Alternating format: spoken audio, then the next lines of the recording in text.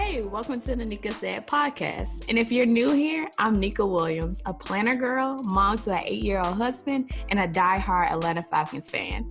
At the end of 2016, I was happily fired from Amazon, which jumped off this online journey. After signing 2 clients within 10 days and booking out my services as a virtual assistant, I was thrown as the Facebook queen, and Coach Neka was born. All that to say, I'm a virtual assistant and a VA coach helping women realize they don't have to choose between work and their family. You can have both. And if you're looking for financial freedom while also having family focus, this is the podcast for you. You'll learn how to grow a business that fits into your personal life and not the other way around. Hey everybody, and welcome to the Neka Said podcast for another episode. And I'm super excited to talk about today's topic because I get this question so many times. So a lot of you know me as a freaking Facebook queen because I love Facebook. I always talk about creating a Facebook business page. I'm in a lot of Facebook groups. I have my own Facebook group, the Virtual Assistant Club, that has grown to over 2,000 women. So I'm all about Facebook, right? But a lot of people struggle to find clients. And so the number one thing that I always say when someone asks me, how do I find clients? I don't know where to find clients, especially when they are on sites like Upwork and freelancer.com, because I started there too. And so my number one recommendation is always Facebook groups. But then a lot of people are coming back and saying to me is like, I've tried Facebook groups. It's not working. I can't find clients in Facebook groups. There's so many VAs in the Facebook groups that no one is replying back to me. And so I wanted to give a few little tips on how I use Facebook groups to actually find clients. I find clients and attract clients through Facebook groups. And so let me go back to how I even stumble upon Facebook groups and why they haven't worked for me so much and why a lot of people struggle with them. So, of course, you guys know that I was a VA. I've been a VA for 2 years now. And so when I first started out, it was like natural for me to go and place ads or sign up for Upwork and Freelancer because that's where a lot of people always suggest freelancers start out to find gigs and jobs. So I went on Upwork a lot and I found that it was filled with a lot of people, period. And then I had to go through a lot of scams, like weeding through a lot of scams and then a lot of lowball offers for my services. So making like $50 for like 4 blog posts, I knew that was not going to work for my business. I knew I would get burnt out. So, and then also like a lot of scams, like going through all of the people who would actually respond back to me after I've sent over 100 proposals and then I get one person that has to respond back and then it's just a scam. It was just like defeating. And then I really wanted to give up on my business. I was like, I can't do this. Like I might as well get a job. And so that's when I kind of did a little more research and I talked to a lot of people in the business and they were saying I'll use Facebook groups. They are really work for me. That's where I found a lot of high paying clients, a lot of quality leads. And so I started to join Facebook groups, but I didn't know exactly how I can use them to find clients. I know I could get assistance or like support in them, but I didn't know how it can actually turn into a client. And so number one thing I think a lot of people do when I suggest using Facebook groups is they go into Facebook group and just start kind of like spamming the group. They start just dropping posts that are just promo posts. It's like, here's what I have to offer. Here's how much it is and reach out to me. And so I've seen that work a little bit if it's done correctly. If you are thinking more about the client than yourself, then it can possibly work. But the number one thing you want to pay attention to is you want to make sure you're following the group's rules. So a lot of people don't allow promo posts. And so people go into groups and then they start just promoting their services, dropping pictures, posts, and then they're like shocked when they're banned or blocked or removed from the group. And so the number one thing is you want to respect the space. You want to make sure that you're in the right groups. I tell a lot of people to join groups and to kind of like fill the group out and make sure you like the group too. And make sure it's somewhere that your ideal clients hang out in. And so what I normally do too is I kind of sit down and pick 3 to 5 groups and then I make a list. And so I list the name of the group, the owner of the group, and then I also list the rules or any kind of like promo theme days that they have. And so that kind of helps me plan out when I'm going to post in the groups, how often I'll post in the groups, what kind of posts I will actually share in the groups. So you want to make sure that you're following the rules. If it says no promo, you just don't promo. And a lot of people are like, okay, if I can't promo, then how will someone know what I have to offer? How will I actually find clients? And I found out that the less that I actually promo, the more clients I find, or the more clients reach out to me. Like if I'm just in there sharing what I know, sharing my personal experience, then people want to have that transformation, whatever I'm talking about, for their self too. So that kind of leads into number two. But number one is you always want to follow the group's rules. Have your spreadsheet for your 3 to 5 groups and lay out exactly who is the leader of the group, the admin of the group. So if you have any kind of questions, you can reach out to them. But you also want to make sure you are well aware of the rules and when they change too. So keep that handy when you're creating posts or you're thinking about sharing different things inside of the group. Is this something, one, that I can actually share? And number two, is it something that will actually benefit this group? And number three, is it something that will actually benefit my client? Can my client relate to it? Will it help them? Will it make me, will it show my expertise? Will it show me as a authority in my niche? So all of that kind of stuff, you want to make sure that you are doing inside of the group and following their rules. So number two, that kind of leads into my next thing, is that you have to give more than you take. So I know a lot of people, they're constantly thinking about their self. They have to make the sale. You know, you have bills. We have to make money.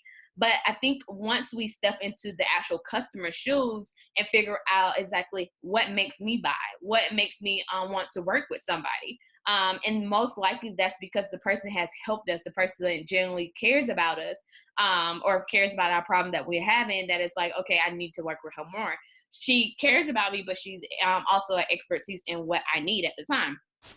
So you always want to think about how you can give more than you take.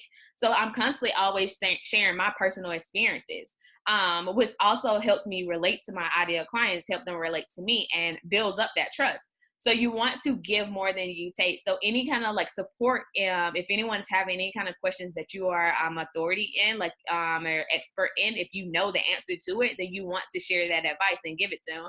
You don't want to hold on to things like, if I give it all the way, then no one would pay me or no one will buy it for me, because there will always be people who don't want to do it themselves. There will always be people who just don't have the time to actually do whatever you can help them with.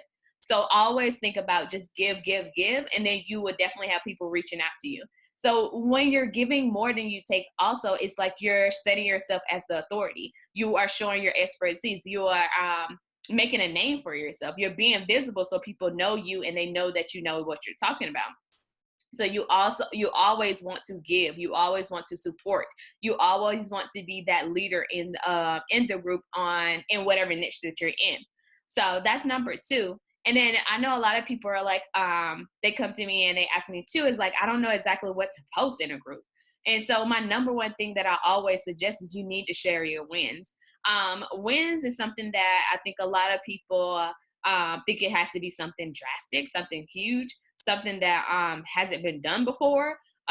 It doesn't even have to be big. So when I am discussing with my business bestie, we go crazy and we cheer about some of the smallest things ever. So it can be as small as, I have freaking set up my social media posts that I've been putting off for 2 weeks. You also want to share your clients' wins. So anything that you're doing for your clients, maybe your client was able to save so much time by hiring you, or you guys just wrapped up a project, or maybe you have been consistent on social media and you're gaining more followers, or maybe you created a graphic that they really love. Just share all of the things that you're doing with your clients too, because that gives something, that gives your potential clients something to look forward to. They're like, okay, she's doing all of these different things for somebody else. I really need somebody to do that for me too. So those transformations, those goals, results, that's all different things that potential clients will want too. And that will lead people to reach out to you and see if you have any spots available that you're able to have time to hire them. You have space available for you to take on other clients too. So make sure you're sharing both sides. And I know a lot of people ask me, I don't have clients. I'm just now starting. So share what you're doing in your own business, because there are people out there that struggle with different parts in their business. No matter if they have been in business for a year or two, maybe they struggle with the website updates, adding blog posts or backing up or adding that sign up form to their website, so you can help them with that. Or maybe they struggle with actually staying consistent on social media. They can create the posts, but they just need somebody to kind of like schedule those out and do that. So make sure you're sharing everything piece of when that you're doing in your business. If it's on your own business, or if it's in a client's business, or if it's personal wins too that allow you to spend more time working on your business. So maybe like I shared, my kid went back to school, and it was definitely a good time for me because now I have that undivided attention that I can spend on my business. So I always, that's a win for me. And it's a win for my kid too, because he gets to get out of this house and go spend some time with his friends from last year. So yeah, make sure you're sharing your wins too. And then also, don't forget, share your struggles. We're all human. And when you're sharing your struggles or asking for advice, that only makes you more human. That only makes you more of a person they can relate to, because maybe someone is going through that same thing. And so just because you are struggling with something, that does not mean you're not an expert. All of us have our thing that we're good at. So sharing struggles or pain points that we are having, that just makes us more human. That makes build up our know and trust factor better. That leads into sales. You become a person to them, and then they want to know you more as a person, and they want that person in their business as someone they can trust and rely on to help them with whatever you're offering. So make sure you're being personal. Show your personality. Share any kind of struggles that you have. Share it definitely if you have a struggle and you're able to overcome that struggle. Share that, because there's someone else out there that is still struggling with that. And your post or your insight on that situation can help them. And they're like, hey, I need somebody to kind of help me get over this hump. So all of this leads to potential clients and attracting clients in your business. And number 5, my last tip as far as using Facebook group to find clients is being consistent. Oh my God. A lot of people ask me how many times should I post in Facebook groups? How many times should I show up inside of the groups or on social media? And my answer is, how much can you be consistent? How many times can you say that you can be consistent within a week? So even if that's only one time a week, then you can stay consistent with that one time a week, then put 1. If you are I need to do it 5 times a week, but I don't know if I can actually do that, then do not go with 5. Start with a middle ground, something that you can easily do for a long period of time, maybe a month or 2 months. And then you can always scale up. You can always add more days in. So start with a number that feels comfortable for you, that you can be consistent with at least for a month. You can kind of gauge at that time as this was too much or this was too little. It was easy for me to do it. Add in another day, or maybe step back a day. But the key thing is you have to be consistent in anything that you do to be able to get those clients to find you, attract those potential clients or whatever it is that you're doing. So when you're thinking about the numbers game with social media, think about how often you can be consistent. That is definitely my final tip. So if you implement these 5 strategies, then you'll definitely start finding and attracting clients. Thank you so much for joining me today. And make sure you check back next week for another amazing episode with actionable tips to grow your online business. In the meantime, leave a review and let me know your thoughts on today's episode. And if you want to see what I'm up to, check out my Instagram page at Coach Neka. Come hang out with other women on the same journey in the private free Facebook group, the Virtual Assistant Club. And remember, every day you're one step closer to the dream life you want. Keep going, girlfriend.